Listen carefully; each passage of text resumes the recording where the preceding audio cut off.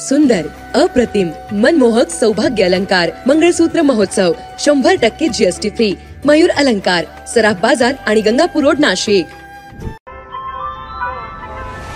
ताज्या बातम्यांसाठी नाशिक न्यूजच्या YouTube चॅनलला सबस्क्राइब करा आणि बेल आयकॉनला प्रेस करा।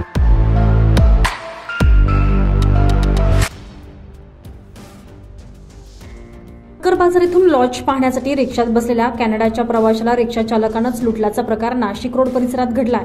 गळ्यातील सोन्याची चेन, पेंडंट आणि अंगठी तसंच मोबाईल फोन चोरणाऱ्या या रिक्षा चालकास बेड्या ठोकण्यात आलेला आहे। त्याच्याकडून लुटलेला 1,20,000चा मुद्देमाल पोलिसांनी ताब्यात घेतला। 29 मे या दिवशी रात्री 10:30 वाजच्या सुमारास फिर्यादी कॅनेडियन प्रवासी ठक्कर बाजार येथून MH15EH 7272 या रिक्षात बसले। ते दारूच्या नशेत असल्याचा रिक्षा चालकानं गैरफायदा घेतला।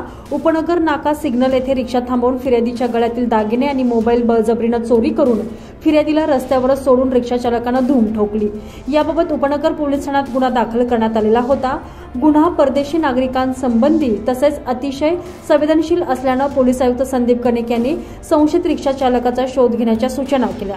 त्यानुसार पोलिसांनी सीसीटीव्ही फुटेज तपासले। गुन्हे शाखा युनिट क्रमांक 1 चे अधिकारी आणि अंमलदार असे या गुन्ह्याचा तपास करत असताना संशयित आरोपी तथा रिक्षा चालक जगदीश दादाजी कापडनीस हा शिर्डी येथून नाशिक रोडकडे येत असल्याची माहिती मिळाली। नाशिक ते शिर्डी महामार्गावरील पांगरीगाव येथे रिक्षा अडवून कापडनीस यास पोलिसांनी ताब्यात घेतलेले आहे। त्याच्याकडून चोरी केलेला मुद्देमाल जप्त करण्यात आलेला आहे।